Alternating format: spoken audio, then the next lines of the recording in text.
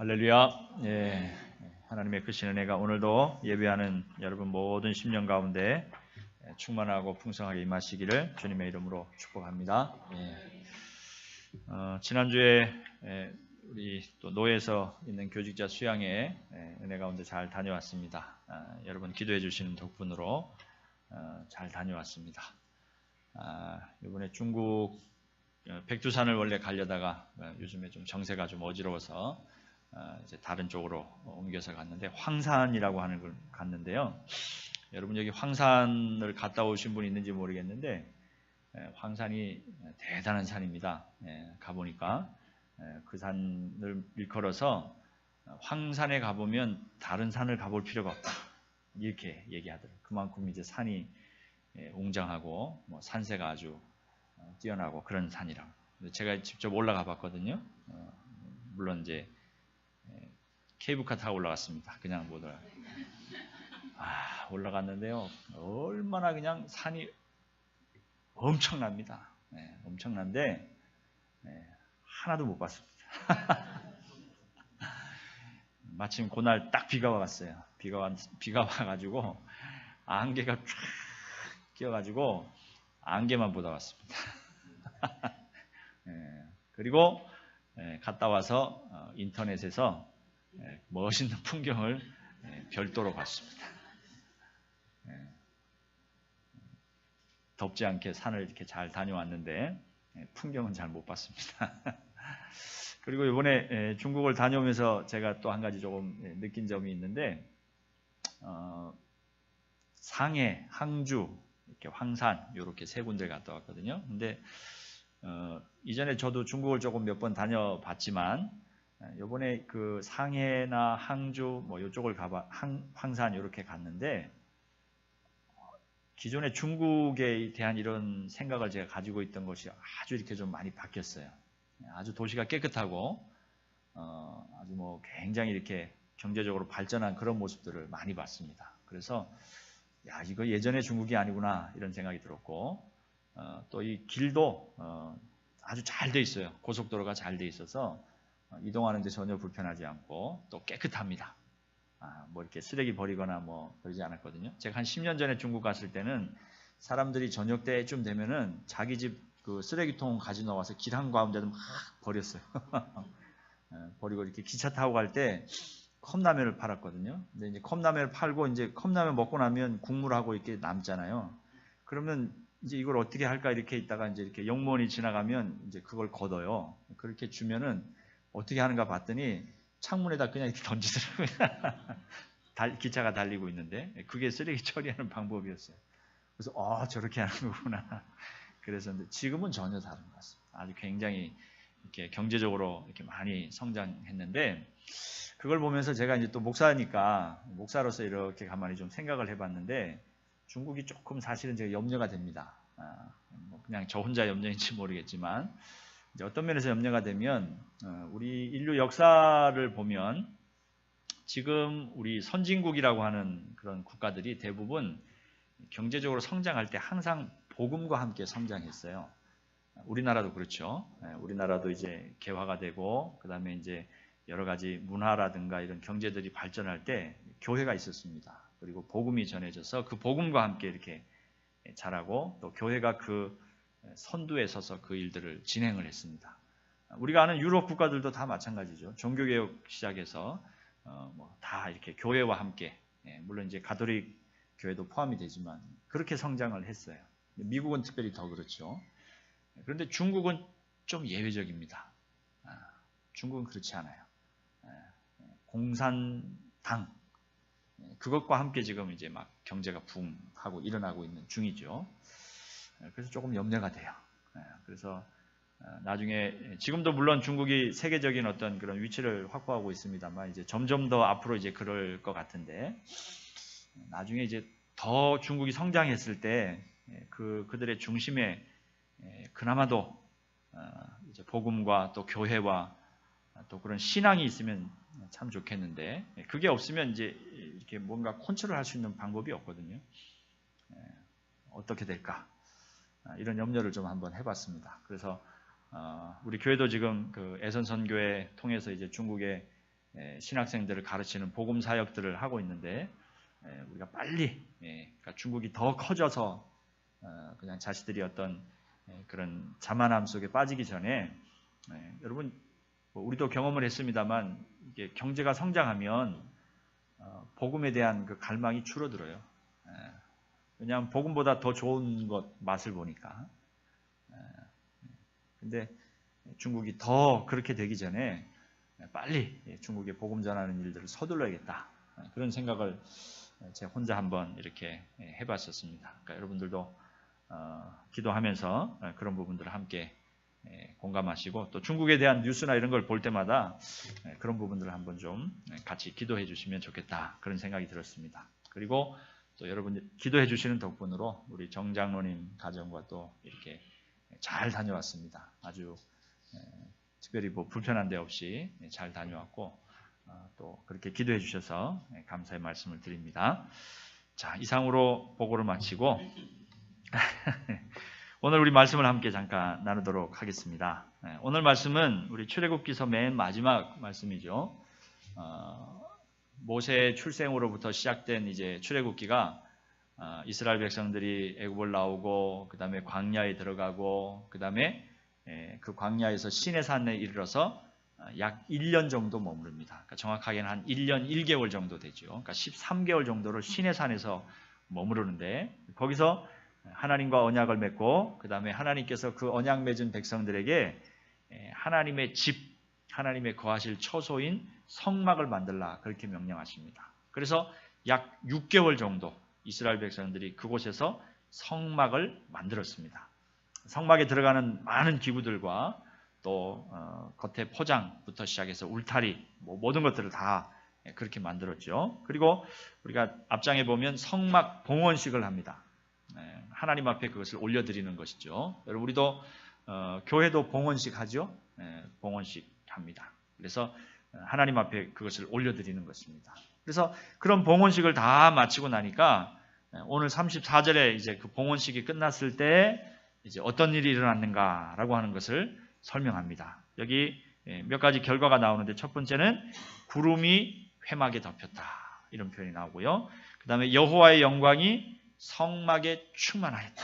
성막이라고 하는 것은 하나님이 거하시는 그 처소죠. 이제 나중에 그것이 성전이 됩니다만 이때는 이제 임시 텐트였으니까 성막이라고 말합니다. 그 안에 하나님의 영광이 충만하였다. 그래서 모세가 감히 거기 들어갈 수 없었다는 것이죠. 여러분 모세는 제사장이고 또 특별히 하나님과 얼굴을 대면하였던 사람입니다. 그러니까 하나님 앞에서 어찌 보면 특별한 사람인데도 불구하고 하나님의 영광이 너무나 강력하게 임하니까 들어갈 수가 없었다는 거예요. 그 거룩함 앞에서 감히 모세가 들어갈 수 없었다는 것이죠. 자, 그런 일이 있고 그 다음에 그 이후로 이제 하나님께서 구름 기둥과 불 기둥, 그러니까 이전에도 물론 있었습니다만 그러나 이제 구름 기둥, 불 기둥으로 확실하게 이스라엘 백성들이 나아갈 바, 그 다음에 멈춰야 할 것, 그리고 항상 하나님의 영광이 그 성막 위에 머물러 있었다. 그리고 모든 이스라엘 백성들이 그것을 눈으로 확인할 수 있었다라고 하는 그 결과들을 기록하고 있는 것을 봅니다. 오늘 여기 말씀 가운데 우리 35절 말씀에 보니까 여호와의 영광이 성막에 충만함이었다라고 하는 이 말씀이 나오죠. 그래서 이 말씀을 가지고 제목을 한번 삼았습니다. 하나님의 영광, 영광이 충만한 삶. 그런 제목으로 오늘 말씀을 함께 나누려고 합니다. 자, 오늘 이 말씀의 이제 중요한 주제는 하나님의 영광이 성막에 충만하였다. 그곳에 임재하였다라고 하는 그런 표현인데, 자, 그러면 하나님의 영광이 이와 같이 충만하게 된 이유가 있겠죠. 왜 하나님께서 그렇게 영광을 충만하게 이스라엘 백성들 가운데 허락하시는가? 하나님이 그곳에 임재하시는가라고 하는 것인데, 물론 첫 번째 이유는 하나님께서 성막을 지으라고 말씀하셨고 내가 너희 가운데 거할 처소, 하나님이 이스라엘 백성들 가운데 거하시겠다 약속을 하셨습니다. 그러니까 그 약속대로 오늘 이스라엘 백성들이 성막을 짓고 하나님 앞에 그것을 봉헌하니까 하나님이 그 가운데 임하신 것입니다. 자, 그런데 여러분 우리가 조금 더 이 부분을 살펴보면 우리 오늘 본문 앞부분에 나오는 이제 성막을 봉헌하는, 그러니까 성막에 모든 것들을 갖추고 또 그것에 기구를 들여놓고 하는 그런 장면들이 설명이 나오는데 그때에 나오는 구절 가운데서 반복되어서 강조되는 구절이 있는데 그것이 뭔가 하면 바로 여호와께서 모세에게 명하신 대로 되니라 라고 하는 구절입니다. 하나님께서 성막을 지으라고 모세를 산 위에 부르셔서 모세에게 보여주셨어요. 하늘의 그 성막의 모습을 보여주신 거예요. 모세가 그걸 봤습니다. 그리고 그걸 잘 기억하고 내려와서 산 밑에 내려와서 하나님의 사람들과 함께 그것을 이제 어떻게 만들 것인가 그 설계도를 머릿속에 있는 설계도를 사람들 앞에서 꺼내놓은 거예요. 그리고는 한 가지도 틀리지 않도록 하나님이 가르쳐 주신 그대로 그 성막을 다 만들었다라고 하는 것입니다. 우리 기록들을 살펴보면 처음 명하신 대로 이스라엘 백성들에게 예물을 드리라 그렇게 말씀하시죠. 그리고 그 예물을 통하여서 내가 거할 처소를 짓겠다고 말씀하십니다. 백성들이 예물을 가져오는데 너무 많이 가져왔어요. 그래서 일꾼들이 그 예물 받는 것에만 너무도 에너지가 많이 소모되니까 충분합니다. 이제 그만 가져오십시오. 그렇게 말할 만큼 많은 예물을 백성들이 가지고 왔습니다. 그리고 하나님의 법궤 안에 십계명을 두고 그리고 법궤의 뚜껑은 속죄소로 하고 두 천사가 날개를 활짝 펴고 그리고 법궤에는 4꾀가 있도록 그러니까 채를 낄 수 있는 그 고리를 만들라 그렇게 말씀을 하신 것이죠. 그리고 이 모든 것이 그대로 다 되었다 이렇게 말합니다. 그리고 하나님께서 부사렐이라고 하는 사람과 오홀리압이라고 하는 사람을 일꾼으로 부르셨어요. 그래서 그들이 가지고 있는 그 재주를 총동원하여서 하나님께서 모세에게 보여주신 그 모든 성막의 치수, 모양 이것들을 그대로 다 만들도록 그렇게 하셨다는 것이죠. 또 성막을 짓는 가운데 하나님께서 안식일에는 일하지 말고 쉬라고 하셨어요. 여러분 일하는 사람들은 빨리 일하고 싶어 합니다. 그렇죠? 왜냐하면 일을 하다가 중간에 멈추면 끊어지기 때문이죠. 일을 할 때 빨리 하려고 하는 마음이 있습니다. 그런데도 하나님께서 안식일은 쉬어라 이렇게 그들이 다 쉬었습니다. 하나님께서 명령하신 대로 그대로 했습니다. 하나님께서 법궤의 크기, 성막의 재료, 그 다음에 어떤 무늬를 넣을 것인지 이 모든 것들도 다 이야기해 주셨습니다. 그것 그대로 하나님이 모세에게 말씀하신 그대로 되니라 그렇게 말씀하셨습니다.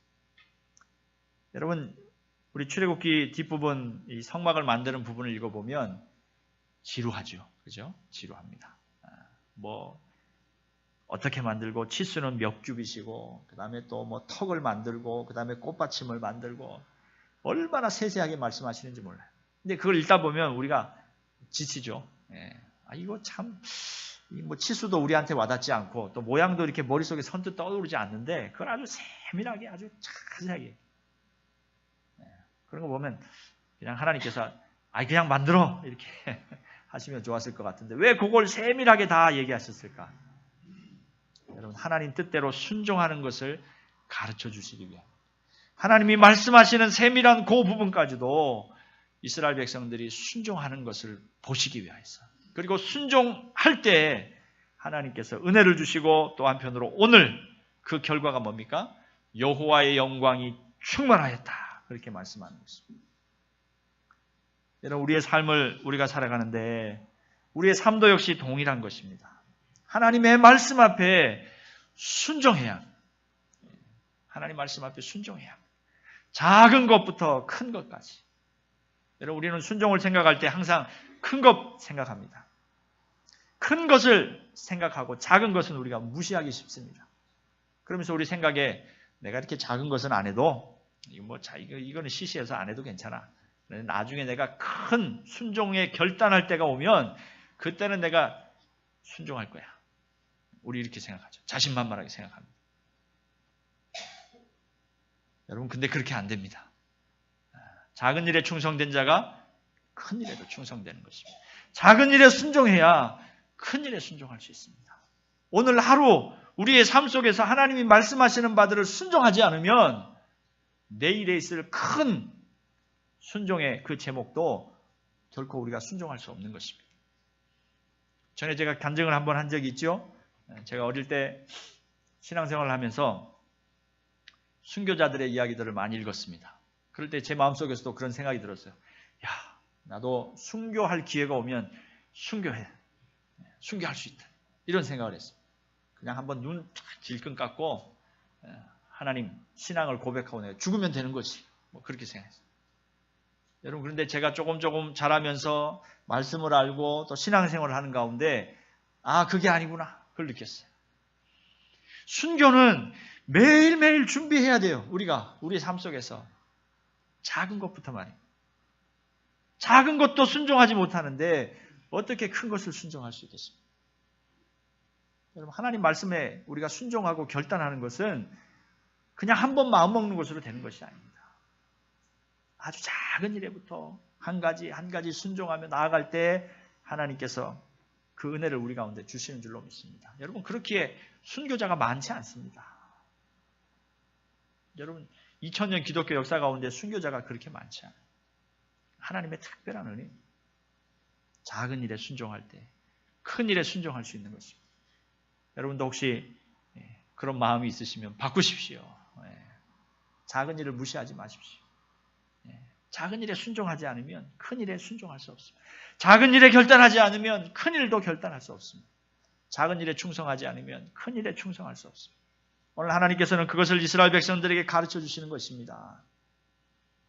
조그만 무늬 하나, 실을 가지고 문양을 만드는 그 모든 일, 널판지를 만드는 가운데도 반듯하게 그 구역을 맞춰서 만드는 것, 그것을 일일이 다 말씀해 주시고 그 일 앞에 순종할 때 오늘 그 순종의 결과로 하나님의 영광이 성막 가운데 충만하였다는 것입니다.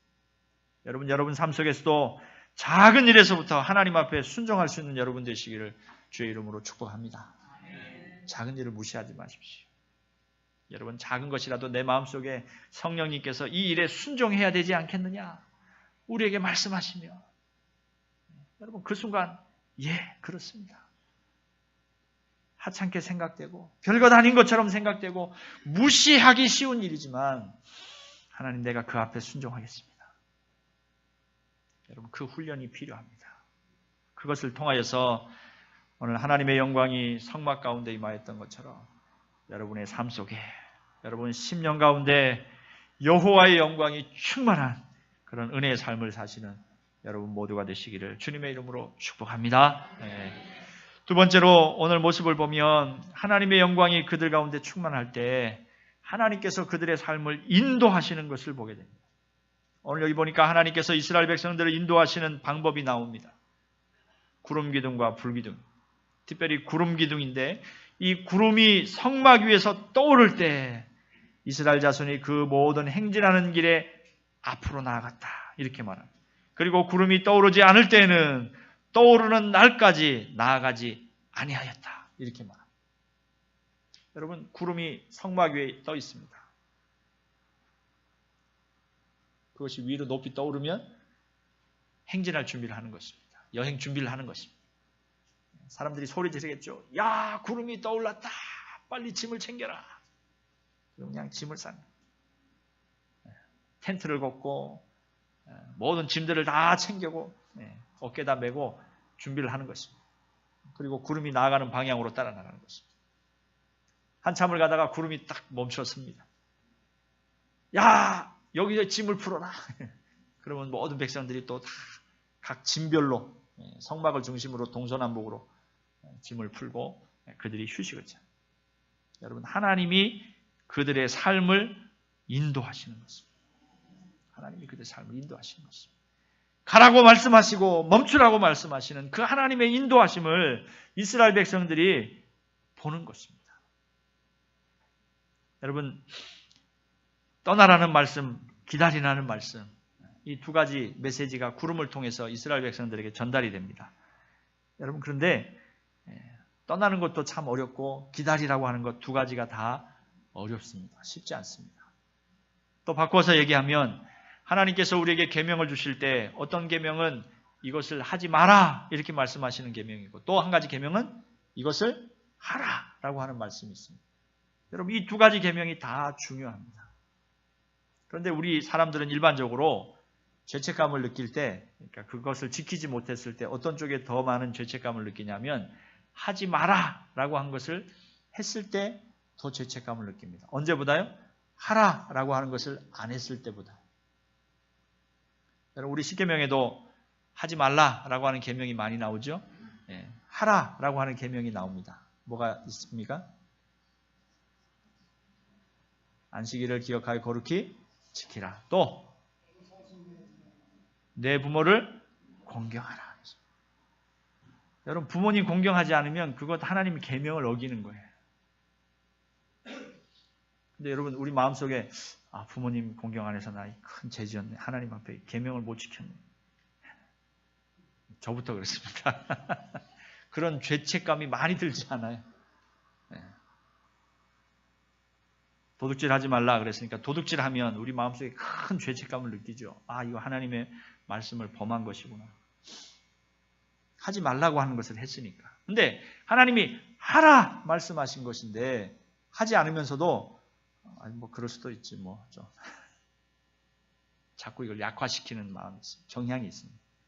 여러분, 그런데 하나님의 말씀은 두 가지가 다 중요한 것입니다. 오늘 하나님께서 구름 기둥을 통하여서 구름을 통하여서 떠나라 말씀하시기도 하고 때로는 기다리라 말씀하시기도 한다는 것입니다. 여러분, 그 두 가지 말씀을 우리가 잘 분별하여서 동일한 무게로 하나님 말씀 앞에 순종해야 하는 것입니다. 지금 행해야 할 때인지 앞으로 나가야 할 때인지 아니면 지금은 기다려야 할 때인지 그때를 하나님의 인도하심을 따라서 잘 분별할 수 있어야 합니다. 여러분, 그러기 위해서는 하나님의 영광이 우리의 삶 속에 충만해야 하는 것입니다. 그래야 하나님의 인도하심을 우리가 보게 되는 것입니다. 여러분, 하나님의 인도하심 없이 그냥 내 생각대로 내 경험대로 내 그냥 추측으로 우리의 인생을 살면 우리의 인생이 뒤죽박죽이 되어버리는 것입니다. 여러분, 광야가 얼마나 넓은 곳입니까? 그 넓은 곳에서 이스라엘 백성들이 자기들의 지혜로 자기들이 만든 지도로 자기들이 가지고 있는 계획으로 여행을 한다고 생각해 보십시오. 아마 이스라엘 백성들 아무도 살아남지 못했을 것입니다. 그런데 하나님께서 그들의 체력을 아시고 그들의 필요를 아시고 그들이 나아갈 방향을 아시고 하나님께서 때를 따라서 필요하게 그들을 인도하여 주시는 것입니다. 그 하나님의 인도하심 앞에 순종할 때 이스라엘 백성들에게 안전과 평안과 모든 채워짐의 역사들을 그들이 경험하게 되었다고 하는 사실입니다. 여러분, 하나님의 임재하심이 하나님의 영광이 우리 삶 속에 충만하여서 여러분의 삶을 날마다 인도하여 주시는 그런 은혜가 넘치시기를 주님의 이름으로 축원합니다. 우리 복음성 가운데 보면 그런 복음성 있죠. 주님 말씀하시면 내가 나아가리다. 주님 뜻이 아니면 내가 멈춰서리다. 나의 서고 앉는 것, 앉고 서는 것 모든 것이 다 주님의 뜻입니다. 여러분, 그것이 그냥 우리의 입술에서 불려지는 노래 가사로 끝나지 않아야 할 줄로 믿습니다. 우리의 신앙의 고백이 되어야 할 줄로 믿습니다. 오늘 하나님께서 이스라엘 백성들 가운데 영광으로 임하시고 그들을 그와 같은 모습으로 인도하여 주셨습니다. 여러분은 어떻습니까? 여러분 삶 속에서 하나님의 인도하심을 날마다 경험하며 또 그 인도하심을 날마다 목도하며 그리고 그 인도하심 앞에 순종하며 나아가고 있습니까? 여러분이 결정하는 그 결정이 과연 하나님의 뜻인 것을 확신하십니까? 우리 자신의 모습을 돌아봐야 할 줄로 믿습니다. 내 삶의 모습을 내가 계획하고 내가 꿈꾸고 또 다른 사람들이 바로 그 길이라고 말하는 그런 모습이 아닐지라도 하나님이 말씀하시면 하나님이 인도하시면 구름이 떠올라서 내가 떠날 때라고 말씀하시고 또 때로는 기다리라고 말씀하시는 그 말씀 앞에 그 하나님의 인도하심 앞에 순종할 수 있는 우리의 모습이 되어야 할 줄로 믿습니다. 여러분, 그와 같은 하나님의 인도하심을 날마다 삶 속에 경험하고 또 그 인도하심 앞에 순종하는 여러분 모두가 되시기를 주님의 이름으로 축복합니다. 마지막 세 번째로 한 가지를 더 살펴봅니다. 오늘 마지막 38절 보니까 낮에는 여호와의 구름이 성막 위에 있고 밤에는 불이 그 구름 가운데 있음을 이스라엘의 온 족속이 모든 행진하는 길에서 그들의 눈으로 보았더라 이렇게 말합니다. 여기 보니까 여러분 구름기둥, 불기둥 이렇게 나오죠. 근데 불기둥이라고 하는 모습이 어떤 모습인지 조금 더 상세하게 나왔습니다. 뭡니까? 밤에는 불이 그 구름 가운데 있습니다. 이렇게 나오죠. 그러니까 불이 막 활활 타오르는 그런 불기둥이 아니고 구름이 있고 그 구름 속에 불이 있는 거예요. 그렇죠? 그러면 그 구름이 밤에는 빛나겠죠. 빛나고 열기가 있을 것입니다. 그래서 그 열기로 이스라엘 백성들이 광야의 추운 밤을 보낼 수가 있었겠죠. 자, 그런데 맨 마지막에 보니까 그 모든 행진하는 길에서 그들의 눈으로 보았더라. 이렇게 말합니다. 여러분, 하나님의 인도하심과 하나님의 임재하심을 그들이 보았다. 이렇게 말합니다.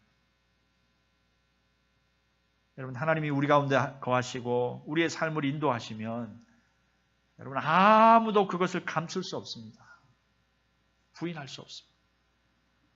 먼저는 내가 그것을 보고 내가 그것을 깨닫는 것입니다. 그리고 또 주변의 사람들이 그것을 보고 그것을 깨닫게 되는 것입니다. 아, 저 사람의 삶 속에는 하나님이 함께 계시다. 저 사람의 모든 삶 속에 무언가 강력한 힘이, 무언가 큰 은혜가 늘 함께하고 있다고 하는 사실을 다른 사람들이 보게 되는 것입니다. 여러분, 창세기로 돌아가면 요셉이 종으로 팔려서 보디발의 집에 종 노릇합니다. 여러분, 그런데 보디발이 요셉을 이렇게 보니까 보통 사람이 아니에요. 그냥 돈 주고 사온 종이지만 또 나이가 어린 작은 소년이지만 보통 사람이 아니에요. 왜요? 그가 하는 일의 모습을 보고 그 결과를 보니까 그건 예사롭지가 않은 것입니다. 사람이 아닌 어떤 강력한 은혜가 그 가운데 함께 한다고 하는 사실을 보게 되는 것입니다. 하나님을 알지 못하지만 돕는 손길이 있다고 하는 걸 알게 되는 것입니다. 여러분, 우리의 삶 속에서 이와 같은 은혜가 함께 하시기를 축복합니다. 하나님이 여러분 삶 속에 함께 하고 계심을 여러분이 먼저 느끼고 깨달아야 합니다. 하나님이 나와 함께 하신다는 사실. 이스라엘 백성들이 지금 그들의 눈으로 보았던 것처럼 우리도 하나님의 인도하심을, 하나님의 함께 하심을 보아야 할 줄로 믿습니다. 여러분, 그리고 그것이 또 다른 사람에게, 나를 보고 있는 또 다른 누군가가 그것을 깨닫게 되는 역사가 있게 될 줄로 믿습니다. 저분은 보통 분이 아니야. 감히 함부로 대할 수 없는 어떤 그런 은혜 가운데 있는 사람인 것을 깨닫게 되는 역사 말입니다. 하나님의 임재가 충만할 때, 여호와의 영광이 우리의 삶 속에 충만할 때 그런 놀라운 은혜가 있게 되는 줄로 믿습니다. 히브리서 4장 16절에 이런 말씀이 있습니다. 그러므로 우리는 긍휼하심을 받고 때를 따라 돕는 은혜를 얻기 위하여 은혜의 보좌 앞에 담대히 나갈 것입니다. 말했습니다. 여러분, 하나님의 은혜의 보좌가 우리 앞에 있습니다. 그 보좌 앞에 우리가 날마다 나가야 합니다. 때를 따라 우리를 도우시는 그 은혜 앞에 우리가 나아가야 한다는 것입니다. 그 은혜의 보좌 앞에 나가서 하나님의 은혜를 경험하고 그 하나님의 은혜가 우리의 심령 가운데 충만할 때 하나님의 임재하심을 우리도 알고 다른 사람도 깨닫게 되는, 그것을 확인하는 그런 믿음의 삶을 우리 모두가 살아가게 될 줄로 믿습니다. 사랑하는 우리 성도 여러분, 여러분 삶 속에 이런 은혜가 충만하기를 축복합니다. 여러분 삶 속에 하나님의 은혜가 충만하기를 축복합니다. 하나님의 영광이 여러분의 삶 속에 충만하여서 모든 사람들이 여러분들을 통하여 하나님을 바라보고 하나님의 능력을 경험하고 하나님의 인도하심을 따라 순종하기를 결단하는 그런 놀랍고도 풍성한 은혜의 아름다운 역사 여러분 가운데 함께 하시기를 다시 한번 주님 이름으로 축복합니다. 기도하겠습니다.